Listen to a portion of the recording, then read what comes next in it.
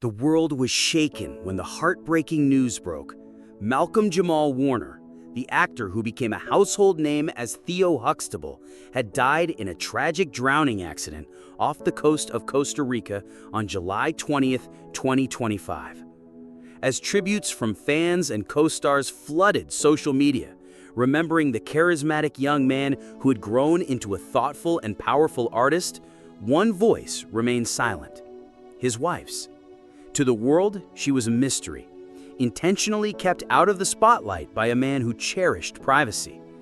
Their love story unfolded quietly, far from red carpets and press headlines. They built a home rooted in intimacy, respect, and shared values. No interviews, no public appearances, just a life of quiet devotion and intentional protection, especially for their daughter. For weeks after his passing, she stayed out of view, grieving in silence. But now, for the first time, she's sharing her truth, not for attention, but to honor the real Malcolm, the one most never knew.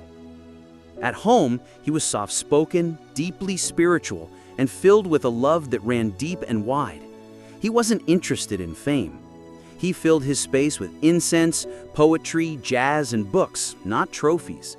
He wrote poems on scraps of paper, whispered bedtime stories to their daughter, and asked for nothing more than a moment of peace away from the eyes of the world. And yet, behind his calm presence, he carried unseen burdens. Years of pressure, of being misunderstood, of quietly battling the fear that his legacy would be defined by a character rather than his truth. In the days leading up to his death, she sensed something shifting. He seemed lighter on the outside, but inside, she noticed a quiet ache, something he never fully voiced. Then, on that final morning at the beach, he looked back at her in a way that haunts her still. A long, knowing gaze, as if some part of him was saying goodbye. After his death, she found a hidden box tucked inside his nightstand, filled with poems, letters, confessions, and one note addressed simply, "For you."